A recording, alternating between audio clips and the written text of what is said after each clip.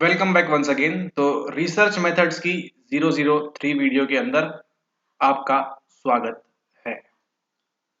आप सभी ने वो गाना तो सुना होगा ना, जिसमें वो गाना था कि क्या करते थे साजना तुम हमसे दूर रह के। ठीक है, गाने के बोल कुछ इस प्रकार है कि तुम मुझसे दूर रह के क्या कर रहे थे। तो साजन ने क्या कहा कि हम दूर रह के आपसे क्या कर रहे थे, हम एक्सपेरिमेंट कर रहे थे। ठीक है, हम क्या कर रहे थे, प्रयोग कर रहे थे। ठीक है, तो वो क्या प्रयोग कर रहे थे उससे आपको मतलब नहीं है। आपको मतलब है किससे? आपको मतलब है आपको अपनी एक्सपेरिमेंट से।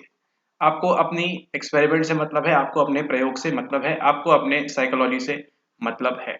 इसी साइकोलॉजिकल रिसर्च और एक्सपेरिमेंट के अंदर आप जो एक चीज लेते हैं वो क्या है? वो है आपका वेरिएबल। क्या कहलाता है वो कहलाता है वेरिएबल। आप अन्य रूप में भी पढ़ते हैं इसको, पेपर वन के लिए भी। तो वही बात करने वाले हैं, किसके बारे में हम बात करने वाले हैं? चरों के बारे में, कि हम साइकोलॉजी में कौन कौन से चर हो सकते हैं, क्या क्या उसके टाइप्स होते हैं, कौन कौन से प्रकार के होते हैं, कितने प्रकार के होते हैं, कितने याद रखने हैं, कितने याद नहीं रखने हैं, उन सब की बात करेंगे। और जिसकी सीधे मदद किस में होगी? आपकी सीधे मदद होगी आपकी सॉल्व करने में पैराग्राफ्स। ठीक है, पैराग्राफ्स में आपको आइडिया लगेगा कि कौन सा वेरिएबल की बात हो रही है, कौन से चर की बात हो रही है ना, वो आश्रित है, अनाश्रित है, कौन सा चर है, उसकी बात हम देखते हैं। स्टार्टिंग करेंगे सबसे पहले हम बात करेंगे किसकी? सबसे पहले बात करेंगे हम रूह अफ़ज़ा। ठीक है, तो एक एक्सपेरिमेंटर है, वो क्या प्रयोग करना चाहता है? उसका इंटरेस्ट है कि रूह अफ़ज़ा पीने के बाद क्या मेमोरी में सुधार होता है। ठीक है, उन्होंने एक इस प्रकार का रूह अफ़ज़ा, मतलब यहाँ कंपनी से मत समझिए आप, कोई एक नया उसने क्या बनाया, एक नया ब्रांड बनाया। ठीक है, और वो देखना चाहता है कि ये जो नया ब्रांड का रूह अफ़ज़ा है, क्या इसको पीने के बाद हमारी मेमोरी में, हमारी स्मृति में क्या होता है, सुधार होता है या नहीं। ठीक है, तो सुधार यहाँ पे आपको क्या बताता है? आपको एक प्रकार से डायरेक्शन बताता है। खैर वो छोड़िए, अभी आपके काम का नहीं है। आज चलते हैं हम सीधे, क्या है हमारा एक्सपेरिमेंट? हमारा ये है कि रूह अफ़ज़ा पीने के बाद आपकी स्मृति में सुधार होगा या नहीं। ठीक है, ओके। सबसे पहले बात करेंगे इसके बारे में, बात करेंगे हम वेरिएबल के बारे में, हम बात करेंगे आपके चर के बारे में। तो इसी चर के अंदर आपको मालूम जो है वो है, दो प्रकार के मुख्य चर होते हैं। एक होता है आपका इंडिपेंडेंट वेरिएबल। एक क्या होता है आपका? एक होता है आपका इंडिपेंडेंट वेरिएबल, और एक क्या होता है, दूसरा होता है आपका डिपेंडेंट वेरिएबल। यानी कि ये क्या है आपका? ये है आपका अनाश्रित चर, और ये क्या होता है आपका? ये होता है आपका आश्रित चर। ठीक है, तो किसी भी एक्सपेरिमेंट में क्या देखा जाता है कि अनाश्रित चर द्वारा आश्रित चर पे क्या फर्क पड़ेगा। ठीक है, यानी अनाश्रित चर क्या होगा हमारा? अनाश्रित चर होगा हमारा रूह अफ़ज़ा। ठीक है, ये क्या कहलाएगा? ये कहलाएगा इंडिपेंडेंट वेरिएबल। और डिपेंडेंट वेरिएबल क्या कहलाएगा यहाँ पे? आश्रित चर क्या कहलाएगा? आश्रित चर यहाँ पे कहलाएगा आपका मेमोरी। ठीक है, यानी कि आपकी स्मृति। ठीक है, तो जो एक्सपेरिमेंटर है उसके पास दो वेरिएबल यहां दिख रहे हैं आपको। एक हुआ क्या आपका इंडिपेंडेंट वेरिएबल, और एक हुआ आपके पास डिपेंडेंट वेरिएबल। इंडिपेंडेंट वेरिएबल अनाश्रित चर कौन सा है उसके पास? अनाश्रित वाला चर जो है वो है उसका जो ड्रिंक है ना, जो ड्रिंक है यहाँ पे रूह अफ़ज़ा, उसकी यहाँ पे बात हो रही है। और आश्रित चर क्या है? आश्रित चर ये है कि मेमोरी पे क्या प्रभाव पड़ेगा। ठीक है, प्रभाव की बात यहाँ कर रहा है। रूह अफ़ज़ा पीने के बाद स्मृति पे क्या प्रभाव पड़ेगा, उसकी बात यहाँ पे हो रही है। ठीक है, तो वो यहाँ पे चेक करेगा कि रूह अफ़ज़ा से इस मेमोरी पे कोई प्रभाव पड़ रहा है या नहीं। तो आपको समझ में आ गया इंडिपेंडेंट वेरिएबल, और आपको समझ में आ गया है डिपेंडेंट वेरिएबल। इंडिपेंडेंट वेरिएबल को क्या करेगा? जो एक्सपेरिमेंटर है हमेशा क्या करेगा? उसको मैन्युपुलेट करेगा। हमेशा क्या करेगा? उसके साथ मैन्युपुलेट करेगा, हमेशा उसमें क्या करेगा? छेड़खानी करेगा। और इसी छेड़खानी की वजह से क्या प्राप्त होगा? उसको अपना रिजल्ट यहाँ पे प्राप्त होगा। ठीक है, जो भी उसका डिजायर्ड रिजल्ट है वो प्राप्त होगा as a part of dependent variable, कि ये मैनिपुलेशन करने के बाद क्या आपकी मेमोरी में सुधार हो रहा है या नहीं। ठीक है, उसी बात से निकल के आती है आपके पास दो प्रकार के ग्रुप होते हैं। एक होता है आपका क्या? एक होता है आपका कंट्रोल ग्रुप। ठीक है, और एक क्या होता है आपका? एक होता है आपका एक्सपेरिमेंटल ग्रुप। ठीक है, तो मान लीजिए क्या हुआ, जब ये स्टडी हो रही थी, जब ये एक्सपेरिमेंट कर रहे थे, तो कितने लोग थे उन्होंने उठाए? उन्होंने 50 लोगों को उठाया। ठीक है, ध्यान से सुनिएगा, मजेदार कहानी है। 50 लोगों को उठाया उन्होंने। अब 50 को हम 2 से भाग देंगे, कितना आता है? हमारे पास आता है 25। ठीक है ना? तो क्या किया उन्होंने? 2 लोगों को बांट दिया यहाँ पे। 25 लोगों को कहाँ पे डाला? 25 लोगों को उन्होंने डाला एक्सपेरिमेंटल ग्रुप के अंदर। 25 लोगों को कहाँ पे डालते हैं? वो डालते हैं एक्सपेरिमेंटल ग्रुप के अंदर, और सेम दूसरे 25 लोग जो होते हैं वो डालते हैं आपके कंट्रोल ग्रुप के अंदर। ठीक है, तो अब ये 25 का सिलेक्शन किस प्रकार से हुआ वो उतना मत जानिए, अभी पहला ही लेक्चर है। ठीक है, लेकिन ये समझ जाइए 25-25 लोग को क्या कर दिया उन्होंने? यहाँ पे बांट दिया। ठीक है, कि कंट्रोल ग्रुप में कौन जाएगा और एक्सपेरिमेंटल ग्रुप में कौन जाएगा, उसकी भी अलग प्रोसेस होती है, बट उसके लिए अभी समय है। ठीक है, तो क्या किया उन्होंने? 25 को यहाँ पे भेज दिया, 25 को यहाँ पे भेज दिया। अब ध्यान दीजिए कि आपका छेड़खानी, ठीक है, छेड़खानी या फिर आपका मैनिपुलेशन कहाँ पे होगा? ध्यान दीजिएगा, मैनिपुलेशन आपका होगा सदैव 100%। सदैव कहाँ पे होगा मैनिपुलेशन आपका? मैनिपुलेशन होगा आपका यहाँ पे इस एक्सपेरिमेंटल ग्रुप के अंदर। ठीक है, हमेशा मैनिपुलेशन कहाँ पे होगा? आपका ईजी के अंदर, यानी कि एक्सपेरिमेंटल ग्रुप के अंदर सदैव आपका मैनिपुलेशन होगा। ठीक है, अब ये बताइए मैनिपुलेशन किस में होगा? आईवी में होगा या डीवी में होगा? मैनिपुलेशन आपका आईवी में होगा, है ना? हमेशा जो अनाश्रित चर है उसमें हमेशा मैनिपुलेशन किया जाता है, क्योंकि इसकी बदौलत हमको क्या होगा?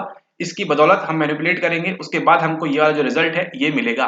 ध्यान दीजिए, कंट्रोल ग्रुप क्या होता है? कंट्रोल ग्रुप, कंट्रोल समूह क्या होता है? जिसमें हम छेड़खानी नहीं करते हैं। ठीक है, मतलब यहाँ पे हम क्या करेंगे? कुछ भी छेड़खानी नहीं करेंगे। ठीक है, हमेशा ध्यान रखिएगा, छेड़खानी किसमें होगी? छेड़खानी आपके एक्सपेरिमेंटल ग्रुप में होगी। और किसमें होती है? हमेशा होती है आपके इंडिपेंडेंट वेरिएबल के अंदर। हमेशा ध्यान रखिए, इंडिपेंडेंट वेरिएबल के अंदर ही क्या होगी? आपकी मैनिपुलेट किया जाएगा। मैनिपुलेट किसको किया जाएगा? आपके इंडिपेंडेंट वेरिएबल को मैनिपुलेट किया जाएगा हमेशा। कौन से ग्रुप के अंदर? आपके एक्सपेरिमेंटल ग्रुप के अंदर। और कंट्रोल ग्रुप के अंदर क्या कर सकते हैं आप? चाहे तो आईवी मत दीजिए, या फिर आप देंगे तो वहां पे आप प्लेसिबो वगैरह दे सकते हैं। ठीक है, ठीक है, तो मान लीजिए जो एक्सपेरिमेंटर है उसने 25 लोग यहाँ पे रखे, 25 लोग यहाँ पे रखे। ठीक है, अब आईवी मालूम है, आईवी क्या है? आईवी आपका कुछ पेय है। ठीक है, पेय है। आपको नहीं मालूम कौन सा पेय है, एक्सपेरिमेंटर को बस मालूम है, और जो 25 लोग यहाँ पे हैं उनको भी इसके बारे में कुछ नहीं मालूम है। ठीक है, तो क्या करेगा? उनको एक यहाँ पे एक ग्लास दिया जाएगा। ठीक है, और यहाँ पे भी उनको एक ग्लास पीने के लिए दिया जाएगा। ग्लास में क्या होगा? ग्लास में आपका होगा इस प्रकार से, देखिए ग्लास में क्या होगा आपका? ये इस प्रकार से वो पेय होगा। ठीक है, जैसा आपका नाम बताया था अभी, रूह अफ़ज़ा हो सकता है।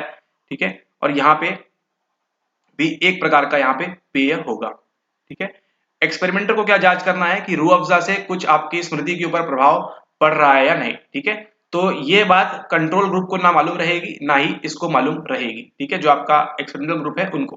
ठीक है, इसका आप ध्यान रखें। तो जो एक्सपेरिमेंटर है क्या करेगा? एक लाल रंग का पेय देता है ग्रुप ए को भी, और एक लाल रंग का पेय देता है ग्रुप बी को भी।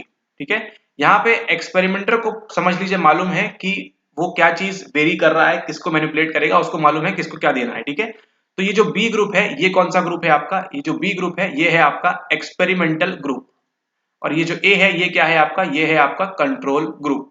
ठीक है, तो एक्सपेरिमेंटल ग्रुप में क्या होगा आपको मालूम है? आईवी। आईवी क्या है आपका? आईवी ये पेयजल है। तो छेड़खानी किसमें होगी? छेड़खानी आपके इस वाले ग्रुप में होगी। ठीक है, तो यहाँ पे जो लोग हैं इनको क्या दिया जाएगा? इनको दिया जा रहा है यहाँ पे रूह ए अफ़ज़ा।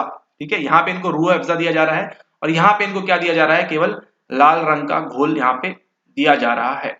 ठीक है, ओके। अब इसके बाद उनकी स्मृति के ऊपर क्या प्रभाव पड़ेगा, है ना? स्मृति के ऊपर क्या प्रभाव पड़ेगा? और स्मृति क्या होती है हमारी? डीवी होती है, डिपेंडेंट वेरिएबल। ठीक है, तो जो रिसर्चर है वो अपनी स्टडी आगे कंटिन्यू रखेगा और उसको मालूम पड़ जाएगा कि इन लोगों की स्मृति में क्या फर्क पड़ा, है ना, और इन लोगों की स्मृति में क्या हुआ, यहाँ पे क्या फर्क पड़ा। ठीक है, तो जब इनकी स्टडी करेगा, इनकी स्टडी करेगा, तो उसको क्या मिलेगा? अंतर मिलेगा। ठीक है, अंतर मिल भी सकता है, नहीं भी मिल सकता है, वो एक्सपेरिमेंट के ऊपर है। ठीक है, तो लेकिन आप कहानी समझ चुके हैं इंडिपेंडेंट वेरिएबल के बारे में, डिपेंडेंट वेरिएबल के बारे में, और आप समझ चुके हैं एक्सपेरिमेंटल ग्रुप क्या होता है और कंट्रोल ग्रुप क्या होता है, कंट्रोल समूह, नियंत्रित समूह, और आपका ये एक्सपेरिमेंटल प्रायोगिक समूह क्या होता है। ठीक है, और फिर इसके आगे की कड़ी ज्वाइन करने के लिए आप बाकी सब देख सकते हैं हमारे वीडियोस। ठीक है, ओके, तो अब बात करेंगे हम किसके बारे में, बात करेंगे हम इंडिपेंडेंट वेरिएबल के बारे में। ठीक है, जो हमारा आज के लेसन का मुख्य विषय है उसके बारे में हम बात करेंगे, इंडिपेंडेंट वेरिएबल के बारे में। इंडिपेंडेंट वेरिएबल की शुरुआत करें उससे पहले आपको लेके चलते हैं कहां पे, आपको लेके चलते हैं यहाँ पे चर के प्रकार ना, टाइप्स ऑफ वेरिएबल्स पे आपको लेके चलते हैं, टाइप्स ऑफ वेरिएबल्स। ठीक है, कितने प्रकार के होते हैं वो हम बात करेंगे। आपको ध्यान देना है तीन चीजों के बारे में, ये है आपका एस, ये है आपका ओ और ये है आपका आर। ठीक है, तो चर के मुख्य तीन प्रकार जो इस मॉडल के अंतर्गत काउंट किए जाते हैं वो क्या है, वो है आपका एस, ओ एंड आर। इसके अंतर्गत क्या होता है, इसके अंतर्गत आपके जो वेरिएबल्स हैं, आपके जो चर हैं, उनको क्या कर दिया जाता है, यहाँ पे उनको कैटेगराइज यहाँ पे कर दिया जाता है। ठीक है, एस किसके लिए काउंट होता है, एस होता है आपके स्टिमुलस के लिए, ओ किसके लिए होता है, ओ होता है आपके ऑर्गेनिज्म के लिए, और ये होता है किसके लिए, आपके रिस्पॉन्स के लिए। ठीक है, तो मुख्यतः आपको तीन प्रकार के पढ़ना है। पहला होता है कौन सा, आपका होता है स्टिमुलस वेरिएबल, यानी कि आपका उद्दीपक चर। ठीक है, इसके अंदर कौन से टाइप के वेरिएबल होंगे, वैसे टाइप के वेरिएबल होंगे जो क्या होगा, एक स्टिमुलस होगा। ठीक है, और स्टिमुलस किसको प्रभाव करेगा, जिसके ऊपर एक्सपेरिमेंट किया जा रहा है उनको प्रभावित करेगा। जैसे स्टिमुलस क्या हो सकता है, एक भौतिक रूप से बात करें तो लाइट एक स्टिमुलस हो सकता है, एक उद्दीपक है। साउंड भी हो सकता है आपका, है ना, एक उद्दीपक। टेस्ट भी हो सकता है, एक उद्दीपक आपका, है ना। ठीक है, ये तीन हो सकते हैं, और एक्सेट्रा कुछ भी हो सकता है, एक जो उद्दीपक होगा वो। ठीक है, तो उद्दीपक वेरिएबल कुछ भी हो सकता है, साउंड हो सकता है, आपका टेस्ट हो सकता है, लाइट हो सकता है ना, एक्सेट्रा कुछ भी चीज होगी वो क्या कहलाएगी, वो कहलाएगी आपकी स्टिमुलस वेरिएबल। तो जिस स्टिमुलस का किसके ऊपर प्रभाव होगा, आपके ऑर्गेनिज्म के ऊपर प्रभाव होगा, आपका जो जीव है, जंतु है, उसके ऊपर प्रभाव पड़ेगा। जैसे मान लीजिए ये है आपका क्या, ये है आपका चूहा। ठीक है, चूहा है और यहां से क्या दे रहे हैं आप, यहां से उसको ये लाइट आपने यहाँ पे दी। तो ये जो लाइट है, ये जो लाइट है, ये जो रोशनी है, ये जो उजाला है, ये क्या है, ये है उद्दीपक, है ना। उद्दीपक किसके लिए, इस चूहे के लिए, और चूहा क्या है, इसके प्रति संवेदनशील है। ठीक है, ओके। ठीक इसी प्रकार से आप यहाँ बैठे हैं, ठीक है, आप यहाँ पे बैठे हैं, यहाँ पे आप लेटे हुए हैं। ठीक है, इस प्रकार से आप लेटे हुए हैं और आपको क्या कर दिया जाता है, आपको एक मशीन के अंदर डाल दिया जाता है। इस प्रकार की एक मशीन के अंदर आपको कुछ एक्सरे वगैरह हो रहा है। ठीक है, तो जो एक्सरेज की जो रेज हैं, किरण किरण है, वो भी क्या कहलाएंगी, वो भी एक प्रकार से स्टिमुलस है, उद्दीपक है ना। उसका आप क्या है, उन एक्सरेज के लिए संवेदनशील हो सकते हैं। हो सकता है चेक करना हो एक्सपेरिमेंटर को कि एक्सरे जो कराते हैं उनको हार्ट अटैक होता है या नहीं होता है, या बॉडी पे क्या चेंजेस होते हैं, क्या प्रभाव होते हैं। ठीक है, तो ऐसी कोई भी चीज जो किस क्या होगी, एक उद्दीपक होगी और क्या करेगी, किसी भी ऑर्गेनिज्म के ऊपर, चाहे मानव हो, चूहा हो, जानवर हो, पशु हो, कुछ भी हो, नर हो, नारी हो, कुछ भी हो, तो क्या होगा, उनके ऊपर अगर फर्क पड़ेगा तो वो किसके अंदर काउंट किए जाएंगे, वो काउंट किए जाएंगे स्टिमुलस वेरिएबल के अंदर, यानी कि उद्दीपक चर के अंदर काउंट किए जाएंगे। तो अगर आप ये लेक्चर देख रहे हैं तो नीचे आपको क्या करना है, आपको कमेंट में बताना है कि आपके हिसाब से एक एग्जाम्पल, एक तौर पे आप बताइए कि क्या होगा स्टिमुलस वेरिएबल। ठीक है, एग्जाम्पल कुछ भी हो सकता है, लेकिन आप बताइए कि आपको ये अभी तक समझ में आया कि नहीं कि उद्दीपक चर होता क्या है। ठीक है, तो कमेंट करिए आप लोग, एंड जो लोग कोर्स के बच्चे देख रहे हैं उनको क्या करना है, line wise, order wise WhatsApp पे सबमिट करना है। ठीक है, आप लोग यहाँ पे कमेंट कर सकते हैं। ठीक है, ओके। फिर ये तो हुआ आपका स्टिमुलस वेरिएबल। अब अगली क्या बात आती है, अगली बात आती है आपकी ओ की, यानी कि इसे हम क्या कहते हैं, इसे हम कहते हैं आपका ऑर्गेनिज्म वेरिएबल, है ना, आपका जैविकी चर। ठीक है, इसमें क्या होगा, जो आपका ऑर्गेनिज्म है ना, आपका जो ऑर्गेनिज्म है, चाहे वो जानवर हो सकता है, ठीक है, या फिर इंसान हो सकता है। ठीक है, तो इनमें क्या होगा, इनके आपका जो ऑर्गेनिज्म है, जानवर है या इंसान जो भी है, इनमें क्या आपके फिजियोलॉजिकल चेंजेस हो रहे हैं। ठीक है, आपके शारीरिक कौन से बदलाव हो रहे हैं और आपके मनोवैज्ञानिक कौन से बदलाव हो रहे हैं। ठीक है, कि क्या उस एक्सपेरिमेंट के दौरान उनकी हार्ट रेट जो है वो बढ़ रही है। ठीक है, हार्ट रेट हो सकता है, उनकी एज हो सकती है, उम्र हो सकती है, जिसका भी प्रभाव पड़ेगा। ठीक है, या फिर मान लीजिए एज हो गई उनकी, यहाँ पे उम्र हो गई, हार्ट रेट हो गया, उनको देखना है ब्रीथिंग रेट, है ना, ब्रीथिंग रेट कैसी है उनकी, श्वसन उनकी तेज हो रही है, धीमी हो रही है। ठीक है, ठीक है, तो जिनको हम क्या कर रहे हैं, जिनका हम अवलोकन कर रहे हैं, जिनका हम परीक्षण कर रहे हैं, उनमें किस प्रकार से क्या हो रहे हैं, चेंजेस हो रहे हैं, वो काउंट होगा किसके अंदर, वो काउंट होगा, चेंजेस कैसे होंगे आपके, चेंजेस होंगे आपके शरीर क्रियात्मक फिजियोलॉजिकल और आपके मनोवैज्ञानिक, ठीक है। फिजियोलॉजिकल चेंजेस हो सकते हैं, हो सकता है उनकी एंजाइटी, उनकी जो दुश्चिंता है वो बहुत ज्यादा बढ़ जाए, ठीक है। और आपके कौन से, आपके मनोवैज्ञानिक भी हो सकते हैं, ठीक है, जो क्या कर रहे हैं, जो ऑर्गेनिज्म को हम वॉच कर रहे हैं, उनका ऑब्जर्वेशन कर रहे हैं, ठीक है। तो ये आएगा किसके अंदर, ये आएगा आपके ऑर्गेनिज्म वेरिएबल के अंदर, ऑर्गेनिज्मिक वेरिएबल के अंदर ये आपका आएगा। इसके बाद चलते हैं हम तीसरे प्रकार के ऊपर। तीसरा प्रकार कौन सा है, तीसरा प्रकार है हमारे पास आर, यानी कि हमारी अनुक्रिया या अनुक्रियात्मक चर, जिसे क्या कहते हैं हम, जिसे हम कहते हैं हमारा रिस्पॉन्स वेरिएबल, ठीक है। अनुक्रियात्मक चर या अनुक्रिया चर, रिस्पॉन्स वेरिएबल, ठीक है। इसमें क्या देखना है, जो आपका ऑर्गेनिज्म है वो किस प्रकार से क्या कर रहा है, आपकी अनुक्रिया कर रहा है, रिस्पॉन्स कर रहा है। जैसे हम बात करें उस एक्सपेरिमेंट जहां पे चूहा रखा गया था उस ग्रिड के अंदर, वहां पे क्या देखा हमने कि वो कितनी जल्दी क्या करता है, लीवर दबाता है ना, लीवर दबाता है कुछ भी झटके के बाद या कुछ भी किसी के बाद भी कितनी जल्दी लीवर दबाएगा। या आपको अगर एक बंद कमरे में रखा है तो लाइट का कितना प्रकाश पड़ने के बाद आप कितनी जल्दी आप रिस्पॉन्स करेंगे, आप अपनी आंखों के सामने अपना हाथ ले आएंगे या कुछ भी ले आएंगे। तो ऐसी कुछ भी अनुक्रिया होगी, है ना, ऑर्गेनिज्म के अंदर, तो वो किसके अंदर काउंट होगा, वो काउंट होगा आपके अनुक्रियात्मक चर या रिस्पॉन्स वेरिएबल के अंदर, ठीक है। तो अभी तक क्या कवर कर लिया आपने, अभी तक देख लिया आपने टाइप्स ऑफ वेरिएबल कितने प्रकार के होते हैं। एक होता है आपका स्टिमुलस वेरिएबल, लाइट वगैरह, ये होता है आपका ऑर्गेनिज्मिक वेरिएबल, मतलब इसमें आपके ऑर्गेनिज्म के अंदर क्या क्या चेंजेस हो रहे हैं, फिजियोलॉजिकल, साइकोलॉजिकल, है ना, और कोई सा लॉजिकल होता हो तो वो वाला भी। और आपका ये कौन सा होता है, ये होता है आपका रिस्पॉन्स वेरिएबल, मतलब किस प्रकार से अनुक्रिया करेगा जो भी आपका ऑर्गेनिज्म है वो, ठीक है। उद्दीपक नहीं, जो आपका ऑर्गेनिज्म है उसको वो किस प्रकार से रिस्पॉन्स करेगा, इसका आपको ध्यान देना है, ठीक है। चलिए अब समझते हैं इसी को हम एक उदाहरण के साथ में, ठीक है। मान लीजिए यहाँ पे एक चूहा है, इसको, इस चूहे को यहाँ पे बक्से के अंदर बंद रखा गया है, ठीक है। और यहाँ पे क्या है, यहाँ पे एक, ये यहाँ पे नहीं, यहाँ पे क्या बना हुआ है, यहाँ पे एक प्लेटफॉर्म बना हुआ है, ठीक है। इस प्रकार से चूहा जो है ये यहाँ पे है, और यहाँ पे नीचे क्या है, नीचे कुछ लगा हुआ है, जिससे क्या पड़ेगा इस चूहे को, इस चूहे को पड़ेगा वहां पे इलेक्ट्रिक का शॉक, ठीक है। इलेक्ट्रिक शॉक इसको दिया जाएगा, ठीक है, ओके। तो ये जो चूहा है इसको क्या दिया जाता है, यहाँ से इलेक्ट्रिक शॉक दिया जाता है, और फिर ये जो चूहा है ये भागते हुए कहाँ आता है, इस प्लेटफॉर्म के ऊपर आता है। तो यहाँ पे क्या मिलता है इसको, शॉक। देखिए केवल इस जो पीली वाली बत्ती है या पीली लाइन है, यहीं तक बस शॉक पड़ेगा, उसके बाद उसको शॉक नहीं लगेगा, ठीक है। इलेक्ट्रिक का विद्युत झटका उसको नहीं लगेगा जैसे ही वो पॉइंट एस के ऊपर यहाँ पे आ जाता है, ठीक है, ओके। तो अब देखिए इस एक्सपेरिमेंट के अंदर, इस प्रयोग के अंदर आप ये बताइए कि आपका स्टिमुलस वेरिएबल क्या होगा, स्टिमुलस वेरिएबल क्या होगा इसके अंदर आपका, बिल्कुल सही। यहाँ पे जो आपका इलेक्ट्रिक शॉक है, जो विद्युत झटका या विद्युत आवेग जो यहाँ पे है ना, ये क्या कहलाएगा, ये विद्युत जो शॉक है ये क्या कहलाएगा, ये कहलाएगा आपका स्टिमुलस वेरिएबल, है ना। कि यहाँ पे आपको कितना झटका देना है, ठीक है, 10 मिलीवोल्ट का देना है, 100 मिलीवोल्ट का देना है ना, कितना आपको झटका देना है यहाँ पे, वो क्या कहलाएगा, वो कहलाएगा आपका यहाँ पे स्टिमुलस वेरिएबल। फिर इसके बाद बात करेंगे हम कौन सी, बात करेंगे दूसरा हम ऑर्गेनिज्मिक वेरिएबल की, ठीक है। तो हो सकता है ये चूहे की उम्र कितनी हो, ठीक है, वो भी डिपेंड करेगा, ठीक है। और चूहा कितने खाना खाया है या नहीं खाया है, ठीक है, कितनी उसको भूख लगी है ना, ये सारे जो हो जाएंगे ये क्या कहलाएंगे, ये कहलाएंगे आपके ऑर्गेनिज्मिक वेरिएबल। चूहा कितना होशियार है ना, बाकी एज कंपेयर टू दूसरों से, ठीक है, वो सब किसके अंदर काउंट होंगे, वो सब काउंट होंगे आपके ऑर्गेनिज्मिक वेरिएबल के अंदर, ठीक है। चूहे की उम्र क्या है, चूहा चूहा है तो मतलब मेल ही है वो, है ना, फीमेल चूहिया नहीं है, ठीक है। तो ये सब किसके अंदर काउंट होंगे आपके ऑर्गेनिज्मिक वेरिएबल के अंदर।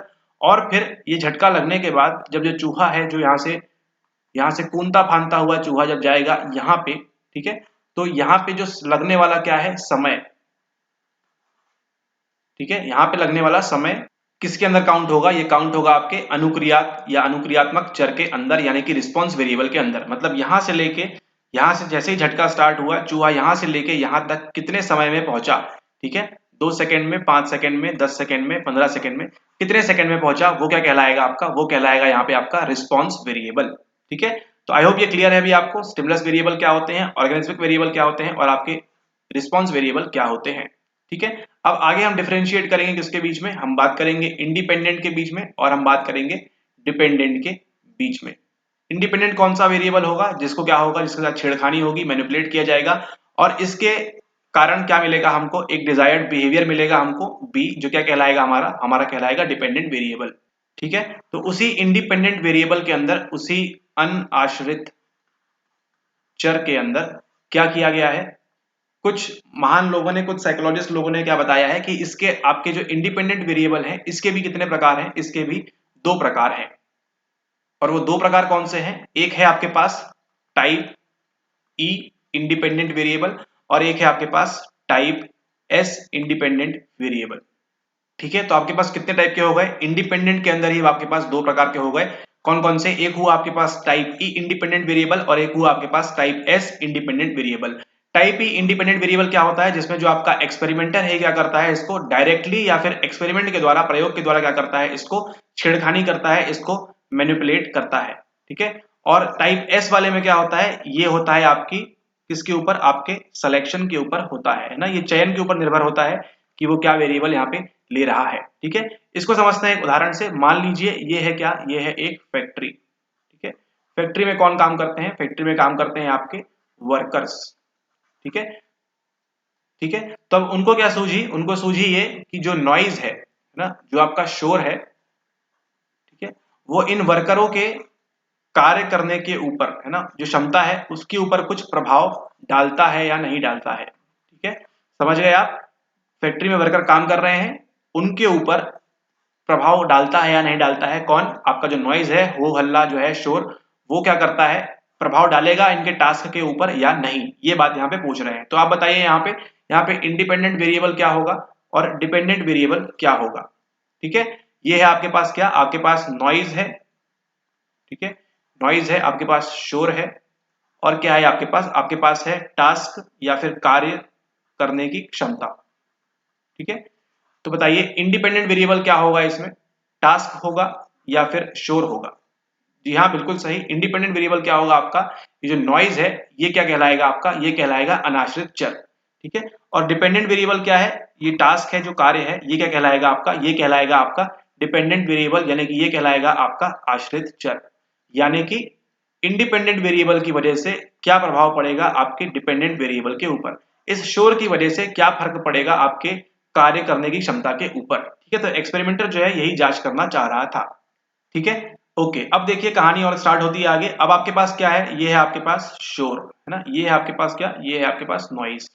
अब एक्सपेरिमेंटर बोला कि नहीं, हम तो एक कदम और आगे जाएंगे, और उसने क्या किया, उसने बोला कि 1 2 3। ठीक है, उसने जो वर्कर काम कर रहे थे बेचारे इंडस्ट्री में या फैक्ट्री में, उनको क्या किया, उनको 3 टाइप के क्या किया, शोर सुनाए। एक में क्या हो रहा था, सतत है ना, मतलब कंटिन्यूअस था ये वाला शोर ना, लगातार 8 घंटे तक कंटिन्यूअस हूटर बज रहा था या कुछ भी शोर हो रहा था।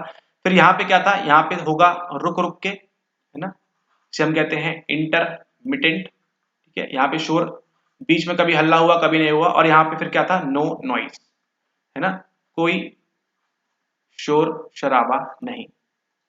ठीक है, तो उसने क्या किया, शोर को ही 3 भागों में बांट दिया। एक बार क्या होगा, कंटिन्यूअस शोर, उनको हल्ला नॉइज सुनाई देगा, एक बार बीच में शोर की आवाज आएगी, और एक जगह कुछ भी आवाज नहीं आएगी। तो यहाँ पे देखिए आपके एक्सपेरिमेंटर ने क्या किया है, यहाँ पे जानबूझ के क्या किया है, आपके इंडिपेंडेंट वेरिएबल के साथ क्या किया है, छेड़खानी की है ना, उसको मैनिपुलेट किया है कितने बार में, 3 बार में, 1 2 3।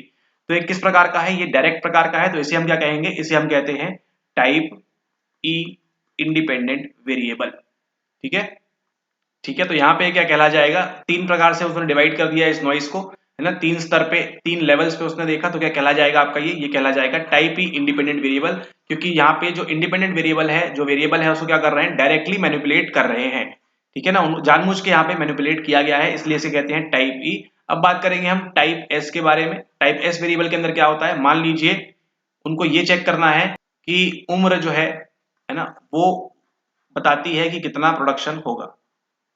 कि क्या उम्र का प्रोडक्शन के ऊपर फर्क पड़ता है या नहीं पड़ता है। ठीक है, तो उनको सिर्फ ये जानने से मतलब है अभी कि जो उम्र है वो, अगर कोई बूढ़ा है या कोई जवान है तो उससे प्रोडक्शन के ऊपर कुछ फर्क पड़ता है या नहीं, उसको सिर्फ ये जानने की इच्छा है। तो यहाँ पे क्या किया है उसने, एज को कुछ मैनिपुलेट नहीं किया है, क्या किया है उसने, केवल सीरियसली सिलेक्शन यहाँ पे कर लिया है। तो यहाँ पे इंडिपेंडेंट वेरिएबल क्या हुआ आपका, इंडिपेंडेंट वेरिएबल हुआ यहाँ पे आपका उम्र है ना, उम्र, और वो क्या चूज कर लेगा, 20 से 50 साल के बच्चों या वयस्कों को यहाँ पे चुन लेगा। ठीक है, और फिर देख लेगा कि कौन कितना प्रोडक्शन करता है, उनको फिर अपनी स्टडी में आगे कंटिन्यू रख सकेगा। तो एक इसका उदाहरण हुआ, ये उदाहरण हुआ आपके टाइप एस का। इसमें क्या कर लिया उसने, सीधे सीधे क्या कर लिया, सेलेक्ट कर लिया कि एज और प्रोडक्शन के बीच क्या संबंध है, क्या इन लोग करना चाहते हैं, उसने क्या कर लिया, सीधे सीधे यहाँ पे चेक कर लिया। तो ये थे दो उदाहरण, टाइप ई के और आपके टाइप एस के, जो किसके अंदर आते हैं, जो आते हैं आपके इंडिपेंडेंट वेरिएबल के अंदर। ठीक है, तो अगर इस प्रकार से सवाल आपको पूछा जाता है टाइप ई और टाइप एस में क्या फर्क है, तो आप थोड़ा सा इसका आंसर आराम से बड़ी ही कर सकते हैं। ठीक है, अब अगली बात करते हैं हम किसके बारे में, बात करते हैं हम डीवी के बारे में, यानी कि आश्रित चर के ऊपर। तो बड़ी बात है, यह आश्रित है किसके ऊपर, यह आश्रित है कंप्लीटली आपके इस इंडिपेंडेंट वेरिएबल के ऊपर। तो इसमें क्या हो सकता है, किस प्रकार से व्यवहार होगा, जो वेरिएबल यहाँ पे जो व्यक्ति होगा या ऑर्गेनिज्म होगा उसका किस प्रकार से व्यवहार होगा, किस प्रकार से रिस्पॉन्स होगा, है ना, वो सब किसके अंदर आएगा, वो सब आएगा आपके डिपेंडेंट वेरिएबल के अंदर। ठीक है, तो ये तो आपने सीख लिया किसके बारे में, इंडिपेंडेंट वेरिएबल के बारे में, और आपने सीख लिया डिपेंडेंट वेरिएबल के बारे में। लेकिन क्या केवल दो ही चर होते हैं, नहीं, इनके अलावा भी और कई सारे चर हैं। अब हम देखते हैं उनके बारे में। हमको पढ़ना है किसके बारे में, हमको पढ़ना है अब एक्स्ट्रानियस एंड आपके कन्फाउंडिंग वेरिएबल्स के बारे में। ठीक है, ध्यान से देखिए, एक बार लेक्चर अच्छे से देख लेंगे तो उसके बाद आपको कभी भी इनमें कंफ्यूजन नहीं होगा, और इसके अलावा आपको कुछ भी देखने की जरूरत नहीं है। एक्स्ट्रानियस वेरिएबल कौन से वेरिएबल हैं, जो है आपके बाहरी चर। ठीक है, और कन्फाउंडिंग वेरिएबल्स कौन से हैं, जो है आपके परस्पर चर। ठीक है, इन दोनों के बीच क्या फर्क है, क्या चीज होती है, उसके बारे में अभी हम बात करने वाले हैं। सबसे पहले बात करेंगे हम किसके बारे में, हम बात करेंगे आपके बाहरी या बाह्य चर के बारे में, जिसे हम कहते हैं क्या, जिसे हम कहते हैं एक्स्ट्रानियस वेरिएबल। नाम से समझ में आ रहा है ना, क्या है ये, एक्स्ट्रा है, जरूरत नहीं है इसकी, फिर भी क्या है, एक्स्ट्रा है। लेकिन ये जो एक्स्ट्रा है किसके ऊपर प्रभाव डालता है, सीधे सीधे प्रभाव डालता है किसके ऊपर, ये आपके डिपेंडेंट वेरिएबल के ऊपर। ठीक है, बाहरी रूप से डिपेंडेंट वेरिएबल के ऊपर अगर प्रभाव डाल देगा तो ये क्या कहलाएगा, ये कहलाएगा आपका एक्स्ट्रानियस वेरिएबल। और कभी कभी एक्स्ट्रानियस वेरिएबल क्या करते हैं, आपके इंडिपेंडेंट वेरिएबल के साथ मिलकर क्या करते हैं, इस डिपेंडेंट वेरिएबल को इफेक्ट करते हैं। ठीक है, तो जो रिसर्चर है, जो एक्सपेरिमेंटर है ना, जो प्रयोग कर रहा है, उसको उनको क्या ध्यान रखना है, उनको ध्यान में रखना है कि बाकी जितने भी एक्सट्रानियस वेरिएबल है उनको क्या करना है, उनको उनको कंट्रोल करना है, यानी कि उनको नियंत्रण में रखना होगा। ठीक है, अगर नियंत्रण नहीं करेंगे तो क्या होगा, आईवी और डीवी के बीच वो जो चाहते हैं उनको नहीं मिलेगा।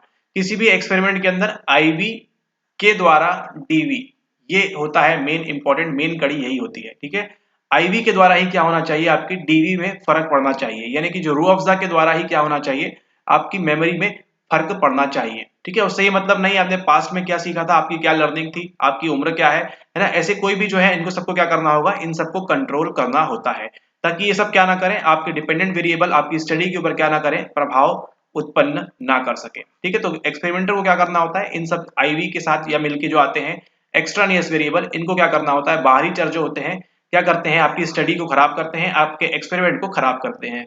ठीक है, तो यही एक्स्ट्रानियस वेरिएबल की बात करेंगे, और इसके भी कितने प्रकार होते हैं, इसके होते हैं 3 प्रकार आपके एक्स्ट्रानियस वेरिएबल के। कौन कौन से होते हैं, एक होता है आपका ऑर्गेनिज्मिक, फिर उसके बाद होता है आपका सिचुएशनल, और फिर क्या होता है, फिर होता है आपका यहाँ पे सीक्वेंशियल।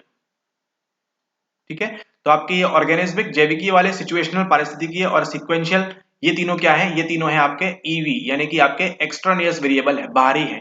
कैसे मान के चलते हैं, हमारा रूह अफ़ज़ा का एग्जांपल है, और क्या है, मेमोरी। ठीक है, तो इसके अंदर एक्स्ट्रानियस वेरिएबल क्या हो सकता है, हो सकती है वहां पे एज, है ना, हो सकता है 15 साल के बच्चे को लिया हो, 20 साल के लिया हो, 21 साल के, 14 साल के, 8 साल के, 10 साल के। ठीक है ना, हो सकता है जेंडर, हो सकता है यहाँ पे, है ना, एक्सट्रेनियस वेरिएबल की केवल पुरुष पुरुष को ले लिया, केवल महिलाओं महिलाओं को ले लिया। आपने कई सारी स्टडी देखी है जहाँ पे बोलते हैं कि आपकी स्टडी में, आपके एक्सपेरिमेंट में केवल पुरुष ही थे, केवल महिला ही थी, तो इनको भी कंट्रोल करना होता है। ठीक है, या फिर आपका आईक्यू, हो सकता है आपने एकदम हाई आईक्यू वालों लोगों को ले लिया है। ठीक है, जिनका क्या है, जिनकी मेमोरी ऑलरेडी बहुत शार्प है ना, आपने अच्छी पर्सनैलिटी वाले लोगों को लिया है, आपने क्या तंत्रिका तापी लोगों को नहीं लिया है। ठीक है, तो ये सबको क्या करना होता है, हमको कंट्रोल करना होता है। फिर आता है अगली बात यहाँ पे आपकी कौन सी, सिचुएशनल, यानी कि पारिस्थितिकीय variable, situational variable and sequential variable. ठीक है, वेरिएबल्स हैं ये सब।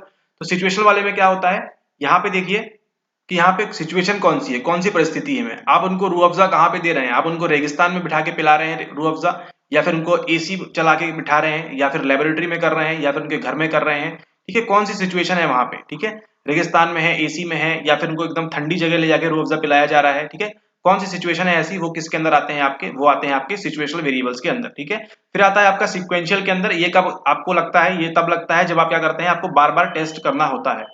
ठीक है, तो यहाँ पे क्या करना है आपको, जो आपके प्रयोज्य हैं जिनके ऊपर एक्सपेरिमेंट हो रहा है, उनको क्या करना है, आपको रिपीटेड टेस्टिंग करनी है उनके साथ। ठीक है, आपको देखना है कि रूह अफ़ज़ा और मेमोरी के ऊपर सुबह क्या इफेक्ट पड़ता है, शाम को क्या पड़ता है।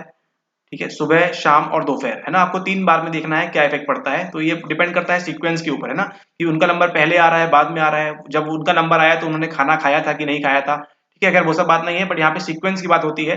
जब उनको रिपीटेड टेस्ट करना होता है सुबह शाम, है ना, 1 हफ्ते 2 हफ्ते, तो क्या करते हैं वो चीजों के साथ क्या हो जाता है, उनका यहाँ पे एडेप्टेशन हो जाता है ना, अनुकूलन उनका हो जाता है। और एक बार अनुकूलन हो जाएगा तो वो भी क्या करता है, आपके एक्सपेरिमेंट में स्टडी को क्या करता है, वहां पे प्रभावित करता है।